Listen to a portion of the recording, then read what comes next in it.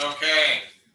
Well, I'm Paul Ely with Country Financial, like she just had mentioned, and I've been with Country Financial for 23 years now, and located in Chehalis. I am licensed in Washington and Oregon, so I can do insurance in either state. Um, our company's been around since the 1920s, and we're actually a branch off of State Farm back in 1925.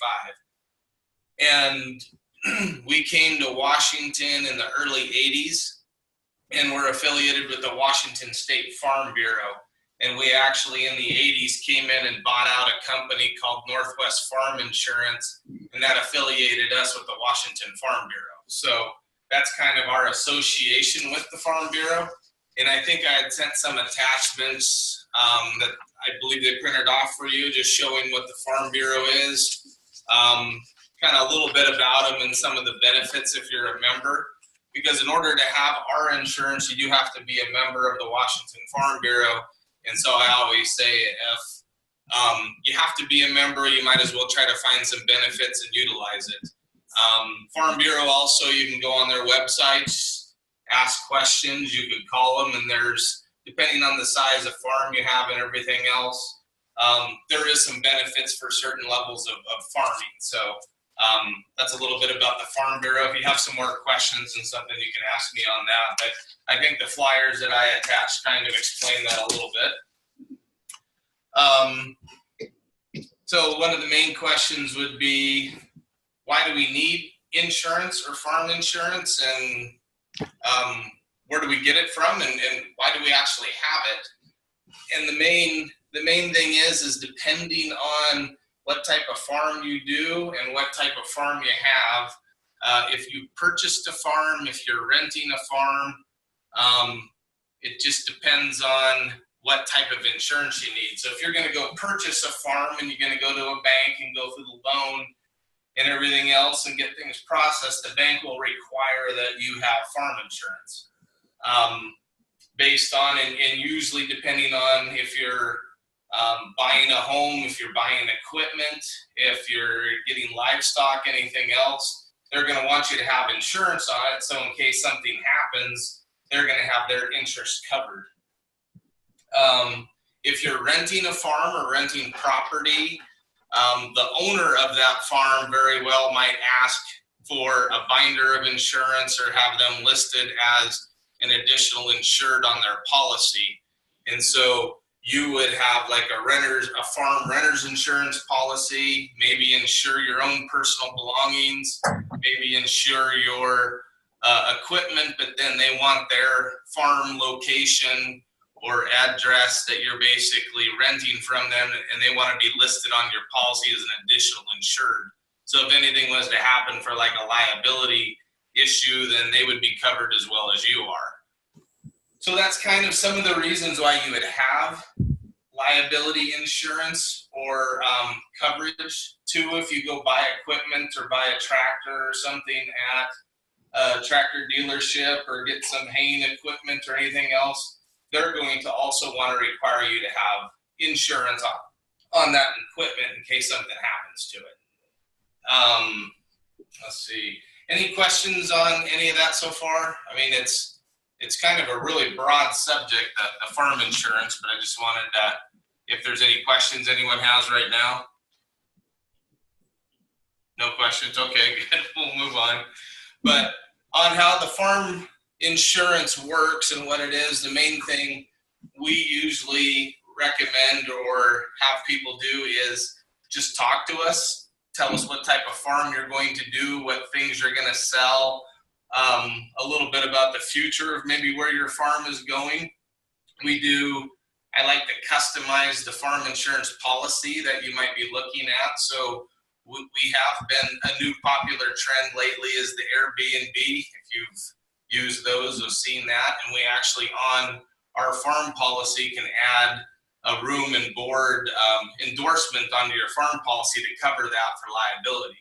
So in case you're renting out a room or you have a detached garage with an apartment above it, and you're trying to make some extra money, we actually have some endorsements that we can add to your farm policy so you don't have to get a separate commercial or business policy. We do endorsements for custom farming. We do endorsements for what we call roadside stands. So if you go to a farmer's market, you're going to set up a booth.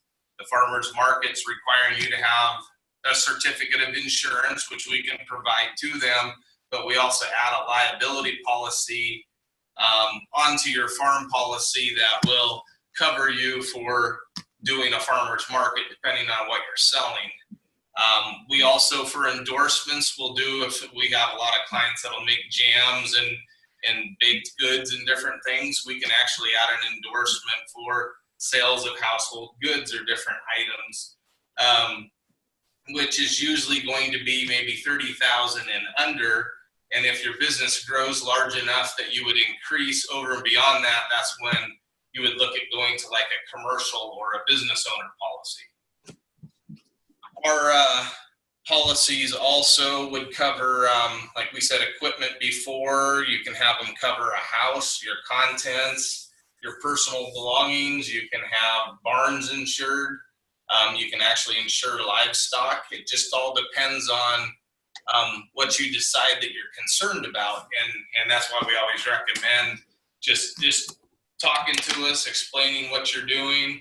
We can kind of put a farm policy together and a quote just so you can take a look and then add these certain endorsements that'll help you out.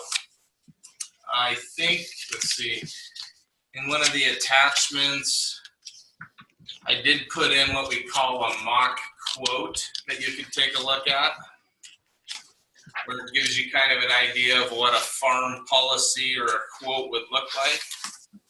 I think it's the one that says a Country Mutual Insurance Company on the handout. Give everyone a second to pull that out to take a look. You guys put this one with his business card in the front towards the back. You have an extra one, Laura? Is this thing? You have an extra one? I don't have an extra one. Yeah, and I'm sorry, I'm jumping around a little bit, but that's You get it.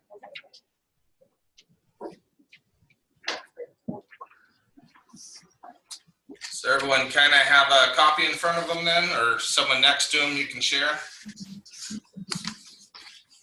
Okay, so on the front page, usually on a farm quote, you're going to have your location listed, which is where you're going to be living or residing. That also can be numerous locations on the front of that.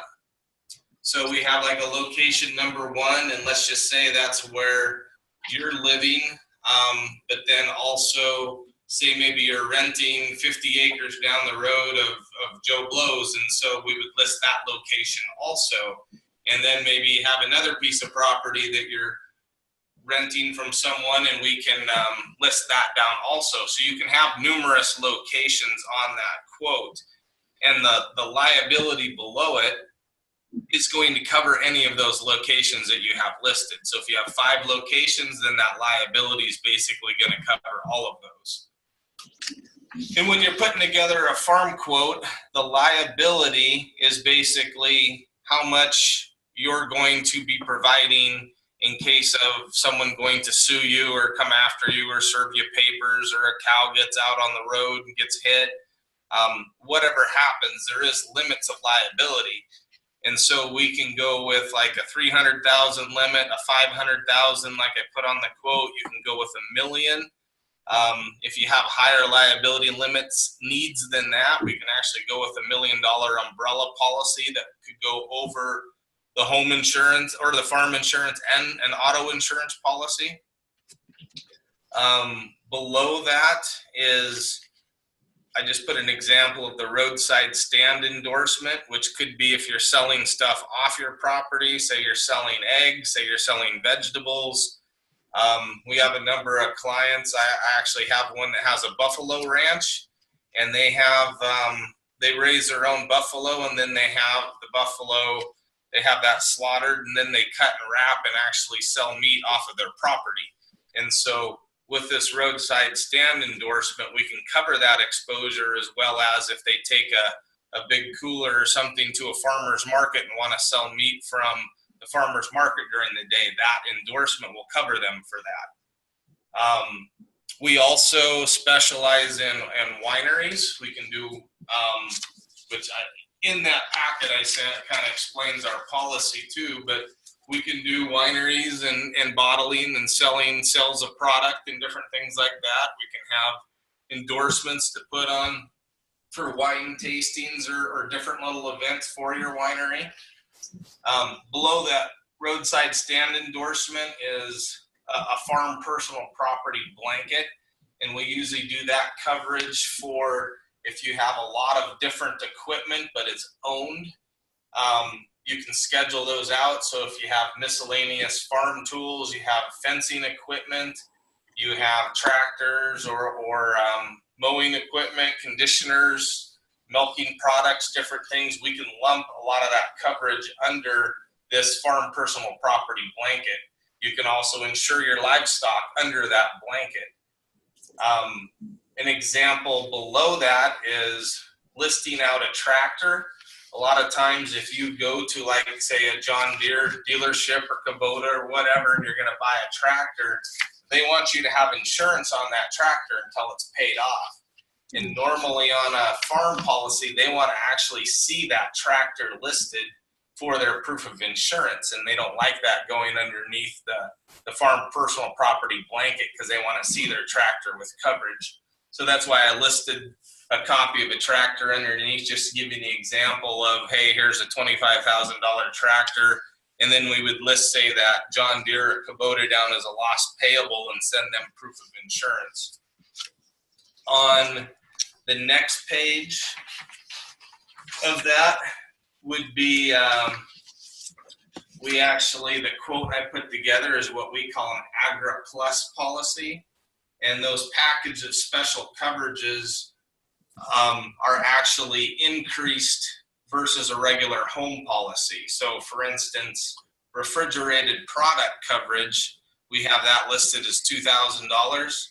That would be if you have 3 or 4 freezers and say you had a power outage or a compressor went out and all of a sudden you realize that that freezer spoiled and everything inside of it spoiled, we would actually pay up to $2,000 per unit that you own to replace that. So if we had a snowstorm or anything can't come up and you're a week without power and you lose all the items in there, we'd pay up to $2,000, where a regular homeowner's policy is about $500. And so it just increases those limits to help accommodate a farm would technically be more than a home policy. The new construction, if you own a farm and you start building a new barn and you forget to call and tell us that, hey, this new barn's going up and something happened to it within the first 4 months, we're going to actually cover that building up to $500,000 for the first 6 months of construction before you even have to add the building. And so those limits are just increased values that you can see at the very bottom. Pollution cleanup and removal, that seems to be a big one with some dairy farms, and if you're spraying or doing other stuff and cause damage, we'll actually cover up to $25,000 for something like that. The coverage below that would be if you have a farmhouse or your home, and the farmhouse could be either on the location you're farming, or say you own a home in town but you're renting a farm out away from your home. We can do those either way. But you would have a farmhouse, and then you would also have personal property, which is below that, which would be your contents inside or anything that's personally used and not used in the farming operation. So for instance, that would just be like a regular homeowner's policy that you might have now. And then on the last page, that's just giving you an example of, say you had a barn and you needed to list the barn down in case something happened to it. You would have replacement cost up to, say, like $50,000 in the quote, to give you an example. So that's just kind of an idea of a quote. And there is, like I said, lots of endorsements you can add and different things. We do a lot of what they consider fun time festivals. So Halloween time, when people are doing hay rides and corn mazes and different things, we have an endorsement that goes onto a farm policy to accommodate that. And I think that's about it. Any questions or anything on the farm policy? Yes, go ahead. I noticed that throughout it says earthquake. Did you hear that, Paul? Yeah, something about earthquake. Sorry. It's earthquake. It's not covered. Yeah, earthquake coverage is something that is optional, so you could add that onto the policy. I was just trying to keep a basic quote on there, but for earthquake, it comes down to a percentage deductible. So it's like a 20% deductible based on the coverage. 50% of the people kind of have that on there and 50 don't. It's kind of, most of the time it's not a requirement of the bank or anything else, but that is a coverage that can be added. So yes, it just says no because of the quote I put together. Yes. Yes. Do you have clients who are jugging milk, raw milk? We do not. One of our two things on our farm policies is we don't do farms that have horse training or breeding. We do boarding though. So if you had a big barn and you're boarding out 5 or 6 different stalls, we have endorsements for that. Doing the raw milk and cheese, we don't insure those. Those have to end up going out to a specialty company. And I usually refer those out to someone that's a broker, because Country Financial Insurance is just like State Farm or Allstate or Safeco. That's the only company I can do insurance with. But I do have some friends that work for brokerage houses to where I actually insure the house and some of the equipment in the farm, but then they have a separate liability policy that'll cover the exposure for like the raw milk and the cheese and everything else. So you can get it, it's just that would be something we have to get a specialty policy for.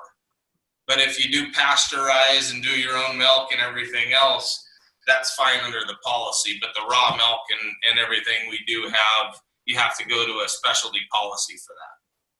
Just on the liability side. Yes. Go ahead. Do you cover nighttime events on farms? Like, For instance, haunted woods or a spooky maze? Nighttime events, haunted woods, and spooky mazes. Yeah. Yes. You do that because that's an endorsement we call a fall festival, and we can add that to your policy. Yes. Okay, and it's okay if it's at nighttime. Yes, it is. Okay, good.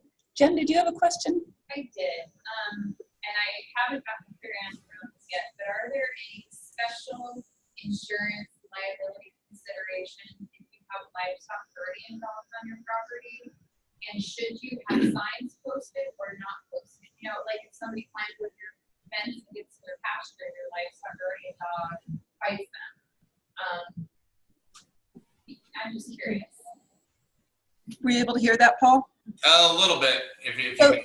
she's wondering about livestock guardian dogs, and if there's insurance for, I guess, liability in case livestock guardian dogs injure somebody that may get onto the property with or without permission. Yes.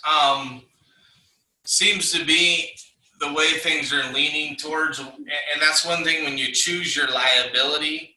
Realistically, rule of thumb for liability is whatever your assets and net worth is, you want your liability limits to meet or exceed that. So it's basically your suable asset. So if someone's going to serve you papers because of something that happened, you want to kind of make sure that your liability limits cover that. So if you're actually worth $1.5 million and you have $300,000 in liability, judges actually look at that you are not doing your due diligence basically to cover your liability limits.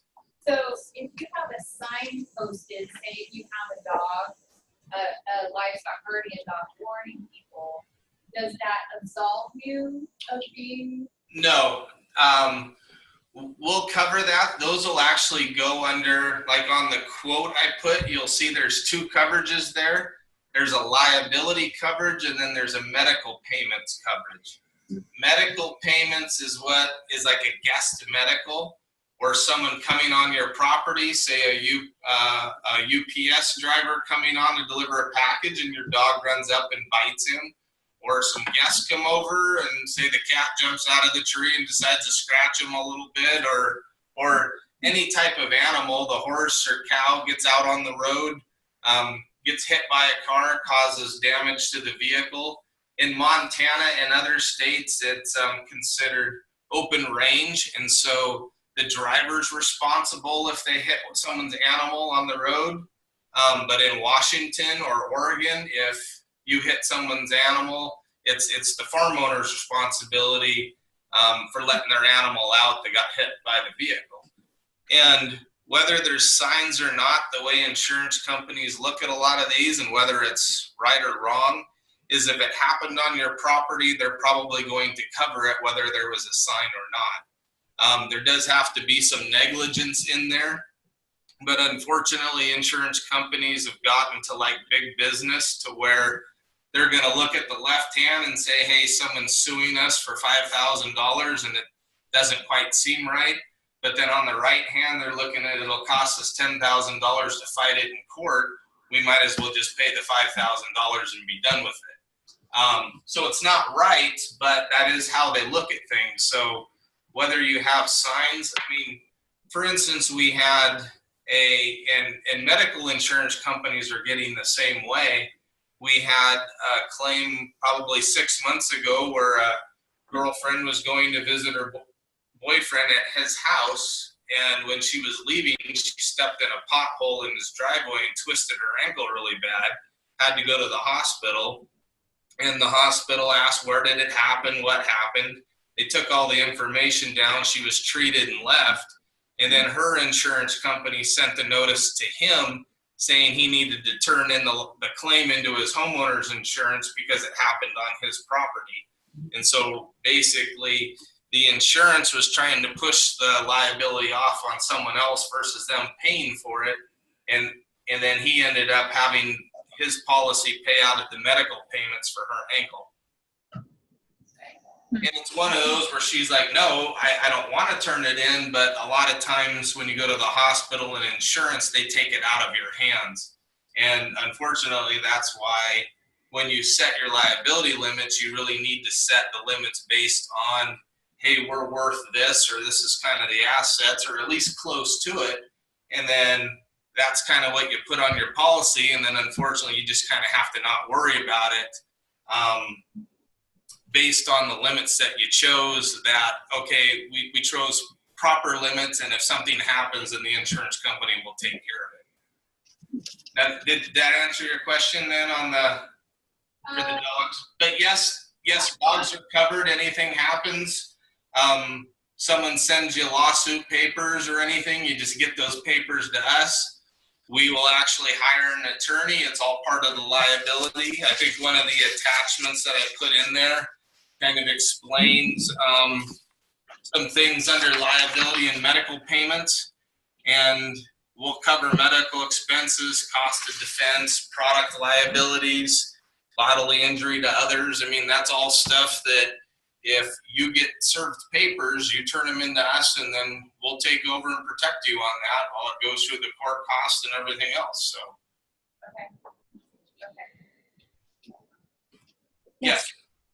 Well, I was just wondering, with the new state law that passed as far as posting the ag tourism liability warning signs, if you have those at your entrance of your property and somebody comes on and twists their ankle at that point, how is that handled? Do they not have, not turn to you as far as having your insurance cover it?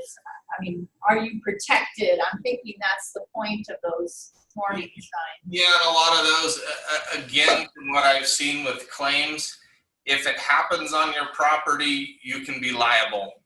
And it goes as far anymore as that they'll just look were they on your property when it happened? It's like, yes. Okay, well, we'll proceed on and take a look. We had another claim that I had actually thought, kind of laughed about it, thought that they were going to deny it. They did not, but I had a client owned a rental home in town, and on the left side of him was a little old lady, and on the right side of him was a little old lady also, and the two were friends, and there was no fence in the backyard, and let's just say Mabel on the right saw Verna on the left in the backyard and decided to go over and visit, and she tripped over his aggregate patio in the back of his rental, and his renters weren't home. She tripped and fell and broke her elbow, and she had actually called him and said, "Hey Bob, I realized you had nothing to do with this, but I tripped and fell and broke my elbow on your patio in your rental on Tower Street, and I want you to pay for it." And so we actually kind of laughed about it, and then even had it on recording because it was on a voicemail from her, and we turned in the claim, and sure enough, we paid for it because it happened on his property. And so it just kind of opens your eyes up that there is these out there. There's a lot of attorneys that will make quite a bit of money off of some of these lawsuits. They'll also, medical insurance companies don't want to have to pay for anything that they don't have to, and so they're going to try to, it's just kind of this new trend where you find out where it happened and what happened, and a lot of times, like I said, the insurance companies on us for like liability are going to take the lesser of the two. So if it's a $5,000 payout versus a $10,000 fight in court, that's the route they're going to go. So, yes. What about like a farm visit liability waiver? Having people sign a waiver? Sometimes we have some people that have allow 4-H groups to come on for use our arenas for horse riding lessons in high schools and things. There is waivers. Sometimes those get into gray areas to where those maybe can be fought in court, or depending on the attorneys looking at the waivers, those definitely do help.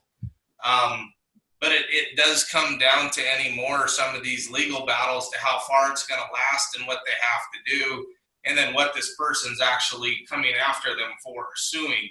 If they're coming out for 100,000, then yes, something like that's really going to be looked at, and the waivers could possibly come in. But if someone just hurt an arm or hurt something else and decided that it's a $2,000 bill and come in, that's where a company might end up just deciding to pay out for it.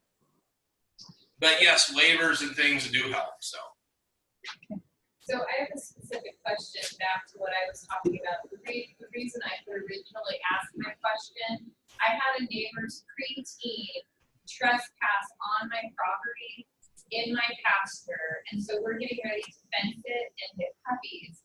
And so if I have no trespassing signs posted and someone trespasses and gets attacked by my livestock dog, am I liable because they trespass illegally? That's kind of, I'm trying to like sort through, because we've had people come on our property repeatedly when we have no trespassing signs. So does that absolve you of liability of injury if somebody trespasses but there's a sign for them? Not always, and those are gray areas, and it does come down again to how much the attorneys decide they want to go after you that they hired, what they want to look at. It's not super clear, trespassing signs and everything else. It just depends on if you have like a rundown barn on your property that you're not going to use, you kind of like the looks of it, nobody goes around it. Those a lot of times are considered attractive nuisances also, meaning that someone might want to go up and get their picture taken in the barn off the road, even though you have no trespassing signs, but they might think, oh, that would look good for a picture, and a couple runs out to get a picture and trips or something happens in that barn. You know, technically it happened there. You had no trespassing signs, but if they decide to hire an attorney and send papers to you because they got hurt on your property trying to take some pictures, regardless of the signs and everything else, there will have to be an attorney brought in just to kind of look at the case, see if there's negligence. And a lot of times those will be denied and thrown out. But it is the process. If you are served papers, it does have to be addressed. And whether you handle it yourself or an attorney will handle it, which with your liability, we would hire an attorney to represent you. There is a process that it has to go through regardless of signs or not. Okay. Any other questions? I'm just thinking generally, Paul, what as a new farmer or new farmers, what things do you see new farmers not considering as important as you think they will find out later are very important? I'm thinking liability levels for sure. Yeah, liability levels, and then depending on, like I said, if you're purchasing the farm or if you're going to be renting the farm, like I said, the issues you could end up for a first-time farmer, you could end up renting the property or buying the property. You could go with just a liability policy, and then wherever you're living, let's say you're renting a place, we would do like a farm tenant policy to cover your personal belongings, and you can do a policy as little as that, just liability and basically your own contents. Then if you're buying farm equipment, then you can add it. If you're responsible for a barn, we do have a lot of clients that are renting property, but then the owner of the property doesn't want to insure the barn, but they want the tenant to insure the barn. We can actually insure a barn underneath a tenant policy, a farm tenant, to cover the barn for the owner of the property. And it's just, again, talking with us and telling us, hey, we're starting out, we're going to be doing this for the next 6 months. We don't really know if it's going to work or not, but then if it does work, within a year and a half, we're going to be here. 2 years, we're going to be here. And we can customize that farm policy as you grow. You don't have to all of a sudden throw all the bells and whistles on right away. Just like my example on the roadside stand endorsement, we have the lowest limit is a $5,000 to $10,000 product liability. Then my example was 10 to 15, and then it goes 15 to 20 and 25 or 20 to 30. And those are basically things that can grow over time. So for the first year, maybe you figure the 5 to 10, and all of a sudden you had a great season and it went to 15,000. So then you don't have to worry about changing it from the year prior. You just increase it for your renewal the next go around. And it is something that just grows with you. You can start off with like a 300,000 liability on the farm, and then maybe within 5 years you kick it up to 500,000, and then eventually you're going to $1 million policy. But it can grow with you, so you're just not stuck with a policy that is really expensive, and all of a sudden you're like, hey, we're not making this. What are we doing here? You can start out slow and build up over time. So you can customize your policy, I guess, is what I keep coming back to. With agritourism, farm stays are part of the picture.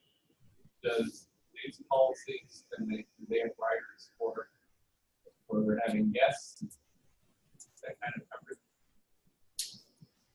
Yeah, so she's asking about kind of the Airbnb, the bed and breakfast type thing, and we have a couple people, I think, you're interested in that, and somebody else is also interested in like having bed and breakfast or farm stays. And if you could elaborate a little bit more on that kind of coverage, that would be great.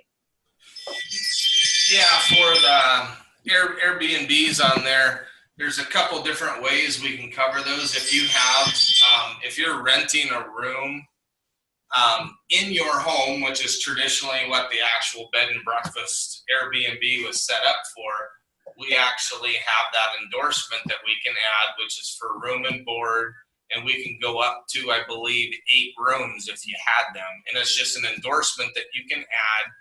You can feed them breakfast, you can give snacks, whatever. If anything happens, then whatever liability limit you chose on your policy is what will protect you for that.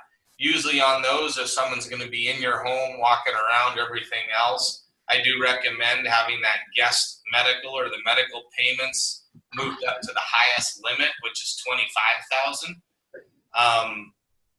And if you own, say, like a detached garage, or you have a separate home that you just use to rent out, we can actually add a what we call a frequent rental endorsement, where if it's 0 to 60 days for the whole year you rent it out, or if it's going to be 60 days longer, you're renting it out all year long, we can add a frequent rental endorsement to it if it's a separate home.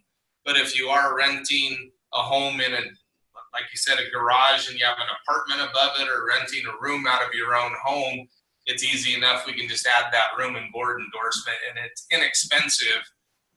If you were to call, say, your regular insurance company and you didn't have a farm, you're like, hey, we're doing an Airbnb, we need a policy. They will actually do what they call a BOP policy, or a business owner policy, and usually those are a minimum of anywhere from $300 to $500 just for a liability policy to cover that, where our room and board endorsement, for instance, 4 rooms and under, it's like $80 a year to add that endorsement to your farm policy. So that is how a lot of those are being covered. And endorsements on our farm policies seem to make that less expensive. I got one. Let's see how you handle this one. Actually, it's not all that bad. But here in our local area, most of the properties and most of the things that people would call farms, they're primarily private residences with some agricultural activity happening along with the residential use of the property. Mm-hmm. And I think most of the people, I mean, if you have a mortgage, you already have some form of insurance. Correct. And it would seem like, maybe I'm nuts here, but it would seem like that you'd almost have to, if you want to be considered to be a farm with your type of insurance, you'd almost have to carry all of your insurance through your entity, because otherwise you're admitting to a mortgage company that you're doing commercial activity out of what is supposed to be a private residence, and their insurance that they're expecting is you need to treat it as a private residence, not be conducting commercial activity under their insurance policy. So we also have another level that's lower than our farm. We do have, for home policies, we have an endorsement called the country estate, and you can actually just add that to a home policy.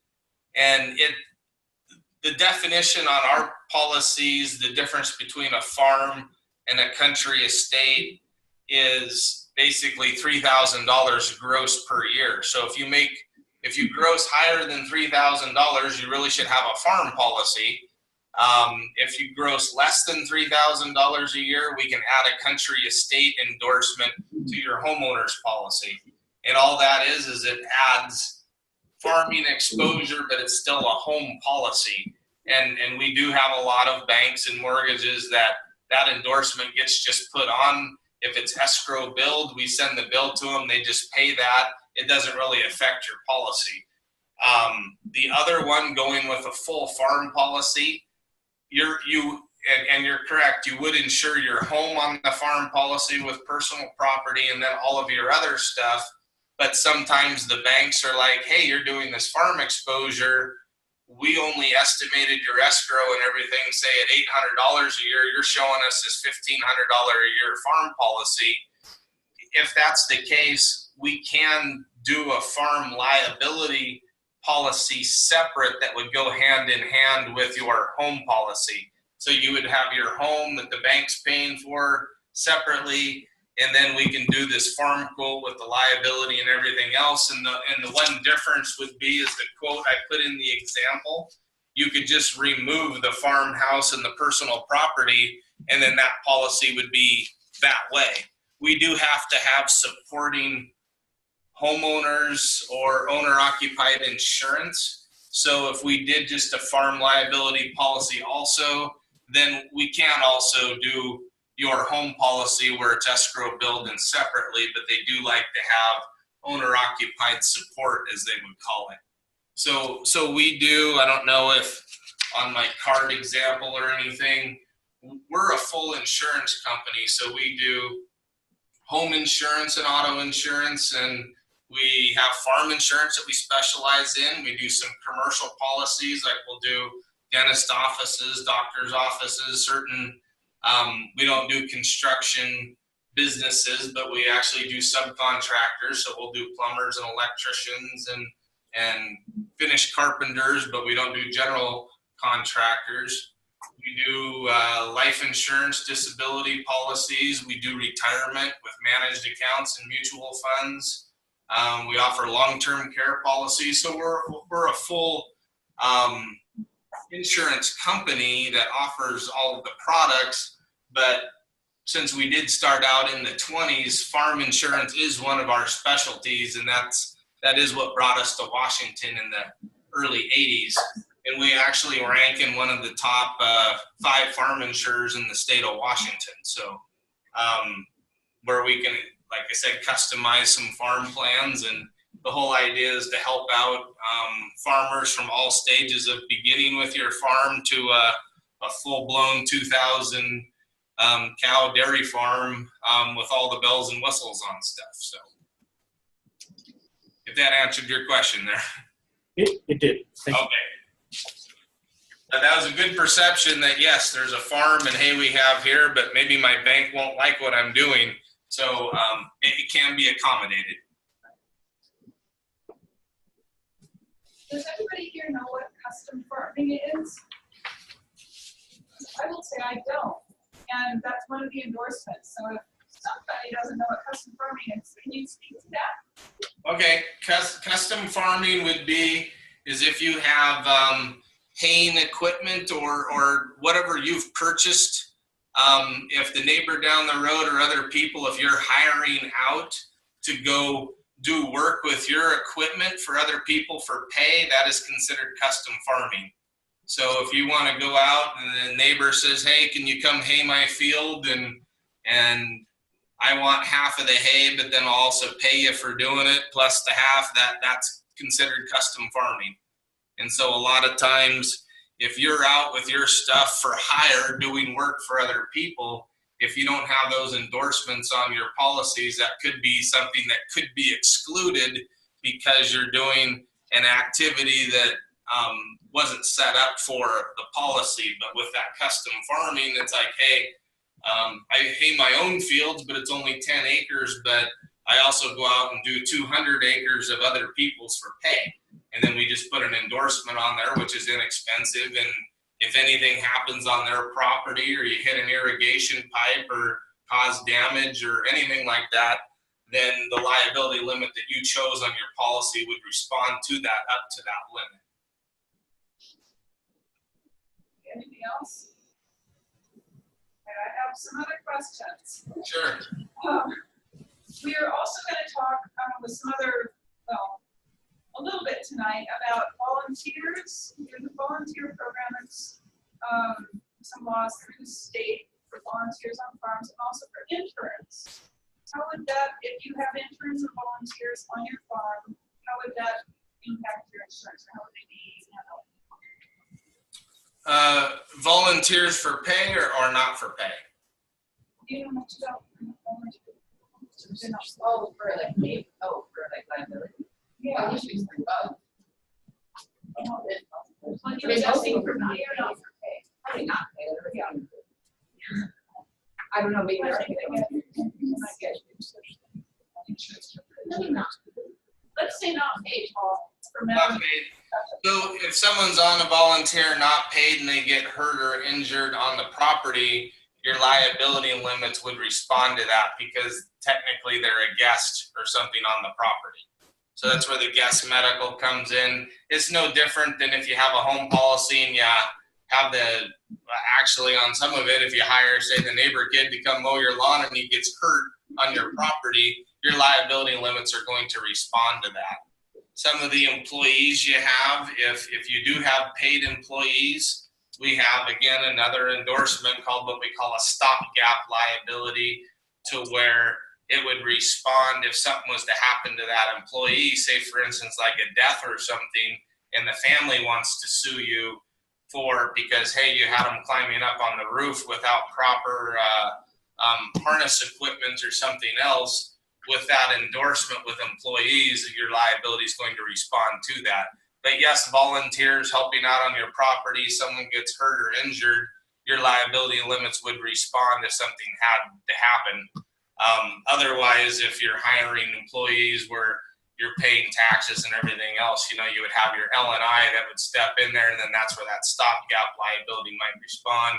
But volunteers, if they're just kind of helping out, or they have I can't think of the organization, but where you have people from different areas of the country or some that'll come do the farm work where they're getting room and board and food for me, and then they'll work with you for maybe 2-3 months, and then they move on to another farm as part of that work program. If someone like that was hurt or injured, we would respond to that for the liability. Okay. Are you referring to the WOOF program? That is, yes. I couldn't remember the name, but yeah, there was a couple farmed with that. Yeah. Yes, so that would fall in under the liability and the medical if someone was to be hurt or injured on that. It looks like this stopgap on here says it's only in Oregon. Is that on the quote It's on the liability and medical payments page. Oh, let me see. I know that one is in Washington. Let's see.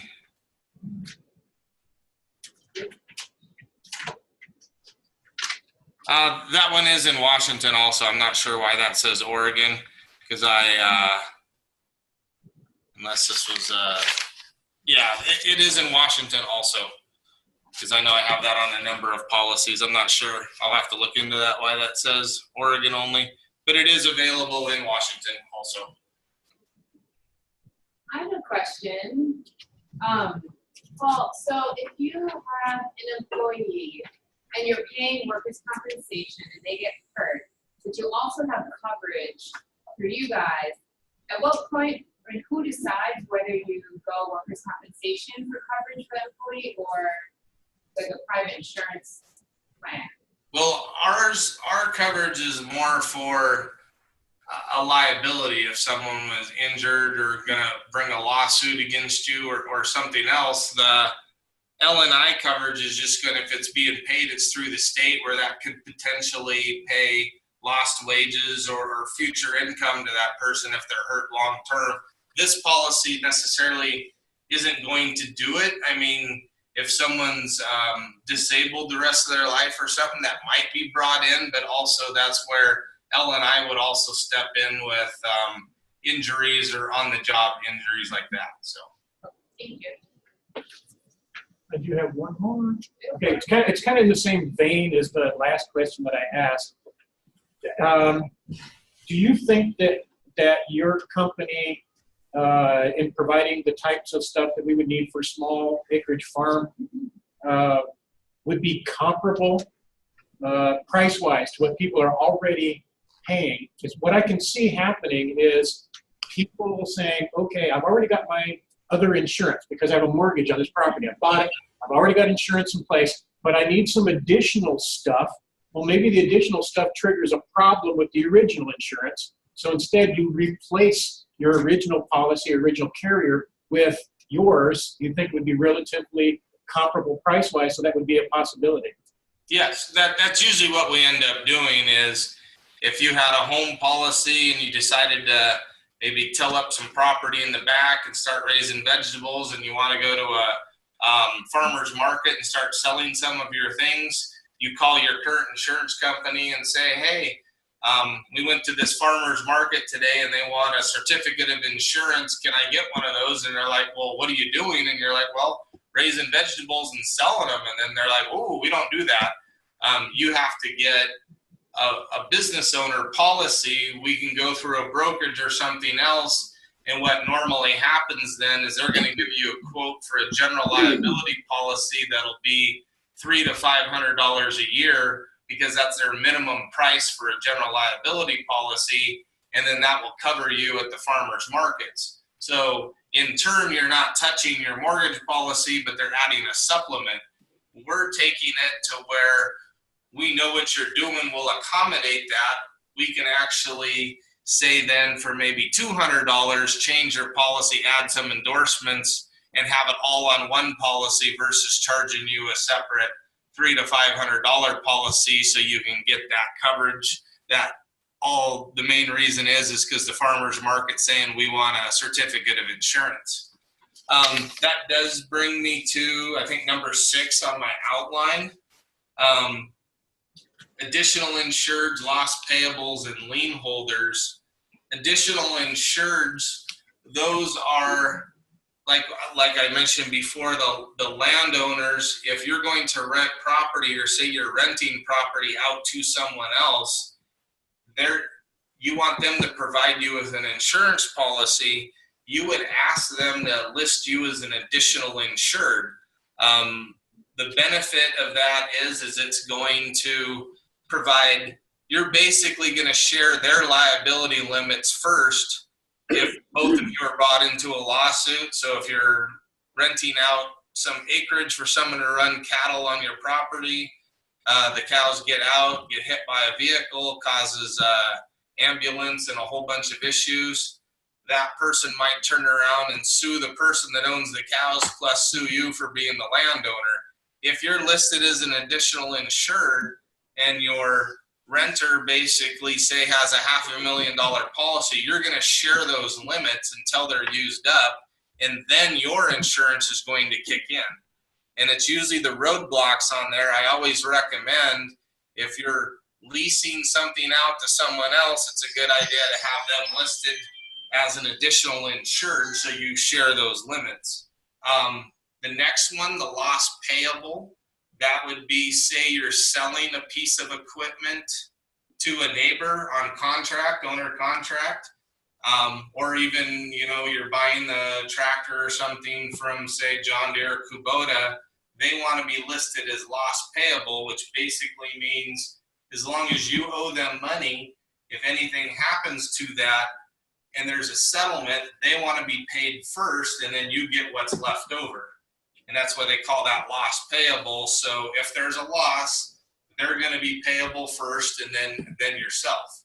And so just the same thing with what I just mentioned. You're selling a tractor or something to a neighbor, and it's on owner contract. He lists you as a loss payable, so if anything happens, his insurance company is going to pay you. You don't even have to deal with him. Or if he's like, oh, I'm not going to pay you, I just got this money, I need it, his insurance company will pay you for the tractor, and then he gets what's left over or what was owed. And then lien holder, that would typically be mortgage companies. If something wants to be listed for 30-year note or 15-year note on a piece of property, a house you built, the bank wants to be listed down as a lien holder, and that's what that terminology is. So, any questions on those? Okay. Okay, I'm going to ask one more question. Sure. So you had mentioned farmstead products, jams, everything but raw milk and raw milk cheeses, but jams and jellies and processed things. Goods. What about if somebody gets sick, or somebody claims they get sick from your products? That the type of thing that's covered? Yeah, that would be on that one sheet that's included, liability and medical payments. Okay. It does have that third over product liability. So if someone did say they got sick or something happened and they're able to trace it back to that, you're the one that caused the problem, even though they just got done with an all-you-can-eat buffet after they left your farm. But the product liability basically would respond if they're serving you papers or come back and say, hey, we got really sick off of what you had sold us, then that's where that would respond, because that's what it's set up for. Okay, good. And it's the different types of, so we have the roadside stand. When you get into baked goods and something that you're basically processing, and generally to have that endorsement, they like it where it's stuff that's raised or grown on your own farm. So if you're buying a whole bunch of berries from somewhere else and then you're making jams and then you're selling those and you're doing pretty well with them, sometimes that would be more of a commercial policy versus if it's your own garden and you're processing, making your own things on your property, that's more what the endorsement is set up for. But like I said, within those limits of the $5,000 to $10,000 to $20,000 we can accommodate. If they go over that, that's when we just have to look at a commercial policy to more of handle that higher exposure. Good. Donna, you had a question? I guess we've got a couple more questions. Yeah. Yeah, since we live in the Cascadia earthquake area, I'd like to hear more about the earthquake coverage, the relative cost, and the pros and cons of having it or not having it, and what it covers. Well, it is a catastrophic loss policy, or that coverage that we add on there.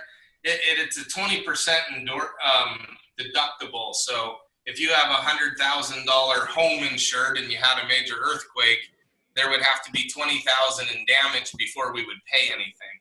So it is catastrophic loss. Depending on the value of your home, if it's $100,000, $300,000, $500,000, that is going to be what the premium would kind of be based on. So, for instance, let's see on the quote. Say the farmhouse for $245,000. If you were to add earthquake coverage to that, that might be $600 a year to add earthquake coverage to it. It does also depend on the area and the zone that you're in. So Seattle is higher to insure than say down in Lewis County, or King County would be higher than Lewis County. You do have them zoned out. Also, if you have a masonry or a brick home, that's going to cost more than a regular stick-built home. Manufactured homes are usually all the same as stick-built homes, so the cost is the same. But like I said, the high deductible, I think it was, 2002 or 2003 when we had that last really good shake.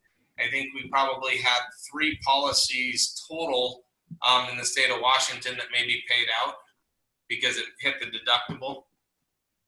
And some of that was some structural and chimney damage, but so premium anywhere could range anywhere from $400 to $900 a year to add that to your home policy.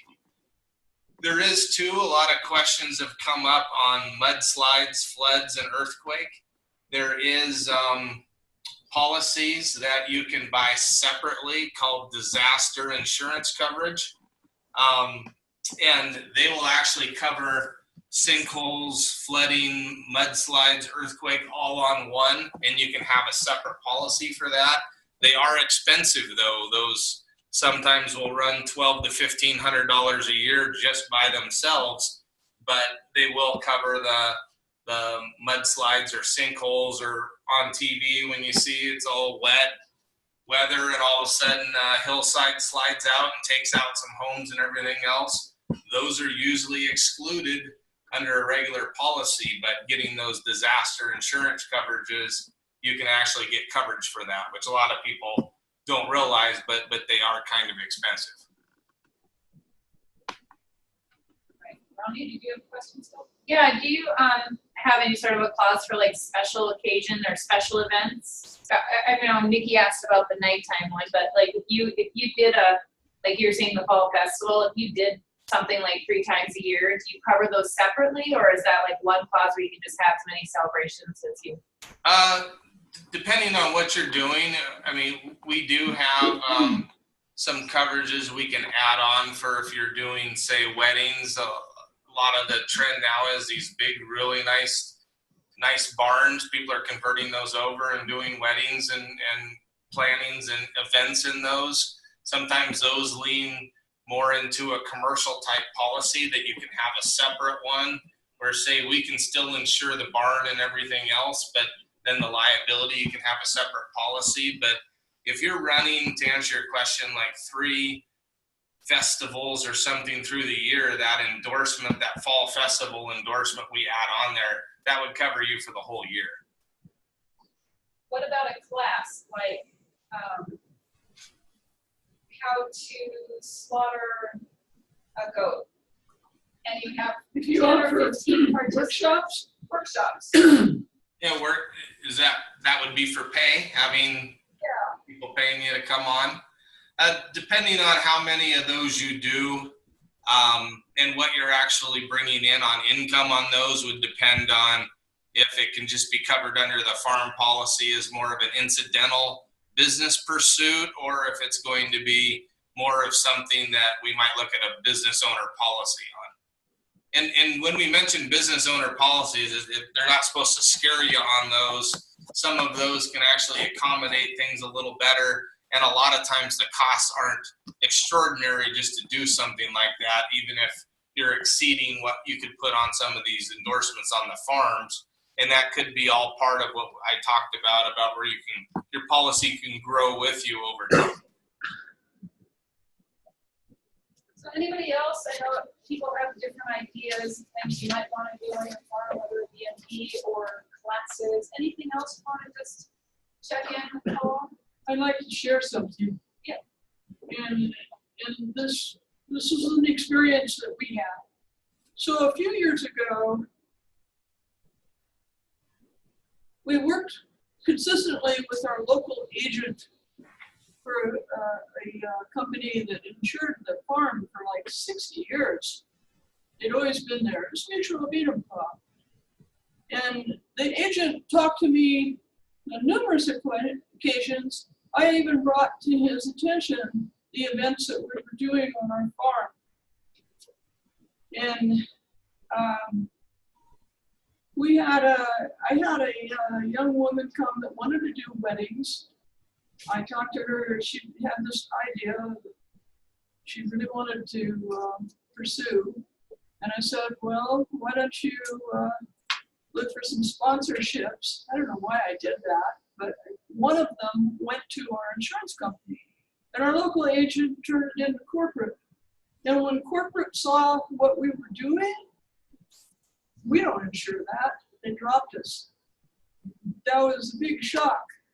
My agent denied ever knowing about any of the activities we did. Jerry Darnell had always told me, get it in writing, Nikki. I didn't do that. So there I was, the beginning of season, and I needed to find a company. I went to several different companies. We were selling eggs, going to the market, doing custom farming, selling vegetables, da, da, da. Nothing came in under $4,000, and we were looking for a whole farm package. I went to your associate, Stephen, in Olympia, and we've got a policy that's very comprehensive. It includes many more things than it was ever touched before, and it was for the same amount of money, which is $1,700. Mm-hmm. It was a lesson to me to deal with a company that specializes in farms, because it's a whole different language talking to Country Financial than what you're going to find in any other agent. And I can attest to that. So there was a little sales pitch for you. Thank you. And I do know Steve, and he's a really good guy. He's a friend of mine, and he's been in the business actually 2 years longer than me at 25 years, and he's a really good guy. So yes. So yeah, you had an attribute to that. I have told people recently, because at the beginning of my talk, I said just ask a lot of questions and talk to people. Sometimes asking questions can get you into trouble, because exactly what you find out, you call someone up and say, hey, is this covered? And they're like, no, and guess what? We're going to get rid of you. That does happen from time to time, but certain little exposures I've run into with people with just homeowners policies, and they're trying to expand into something that trying to make a little bit of money or sell some products or different things. And I've had people say, well, I called and talked to my homeowner's insurance and you brought up some valid points to me, but they said, oh, don't worry about it, we'll cover you. My recommendation is kind of exactly what you said, but my recommendation is to say, okay, great, can you just send our conversation in an email to me with your information at the bottom so I can print that off? And a lot of times they'll say, oh, wait a second, I don't know if I want to send that. But if they do send you an email and they do say that they will cover that, keep it in a file, because if you end up having a claim and their adjuster says, oh, we don't cover this, you can pull out that letter and it can go under, we all have to have an errors and admission coverage that we pay for separately for something that maybe we said or didn't write the right policy or something like that, that can actually go back on us. So if you have an email that states, oh no, we'll cover you for that, and you're told no, that will back you up. And so there's been some instances that I didn't write someone's insurance because I was quoting them the proper way, and I said, this is how you're covered and this is the right policy for you. Their company said, oh no, we'll cover it, no problems, don't worry about it. I have told them to get that email, and sometimes they get it, and at that point I'm like, hey, if you have an email and they say they'll cover you, go ahead and save the money for now. Don't spend that higher money with us to get the right coverages, because you have this golden ticket that'll basically, if something happens, they have to cover it because you have it in writing. So emails are always a good idea. That way you can at least have a trail. You can pull it up later. You have a copy with their name and everything on it. And when you call them out on it and basically say, great, just send our conversation in an email to us, and I'm fine with my question I asked you. Sometimes you might be surprised with the response afterwards. Very good. That's excellent advice. Always get it in writing. Anything else? I think we're probably going to wrap it up here. Sure. Paul has been incredibly helpful, incredibly useful, and I think everybody learned a lot. And they may have more questions. And everybody has Paul's information in the packet, so you may hear back from some folks. But yeah, and you can also use me as a soundboard on it. If you're thinking of expanding into something or just have some questions, shoot me an email and say, hey, I was in the class that you gave, and we're thinking of doing this and this, and I can tell you kind of an idea of what that would cost or what type of policy you'd look for without you having to sometimes cross over and ask the wrong question to your current homeowner's policy or something. We a lot of times will have people call up to say, hey, we're looking at a new car, and what's the cost? I'm looking at a Honda, Toyota, or a Acura. A lot of times we'll give costs to say this is what it'll be. So you can ask questions to get an idea of costs and what you could do without actually crossing over into that we're going to non-renew you because now you told us you're going to do this. So not a bad idea to get a second opinion that's not necessarily tied to your current policy where you might get in trouble. So. all right. Well, on behalf of all of us, I wanted to say thank you, and I'll probably pop you a little note tomorrow. But yeah, thank you very much. Yeah, Thank you for putting up with the technology. I appreciate it. Oh yeah, this is the first time I've done that, so I think next time I need like little drop-down screens, like I could pretend like I'm in a bar doing this or out in the ocean or something, but You were great. instead of a closet, but yeah. Excellent. Okay, All right. well, enjoy the rest of your class, and any questions, just feel free to shoot me an email and I'll help you out any way I can.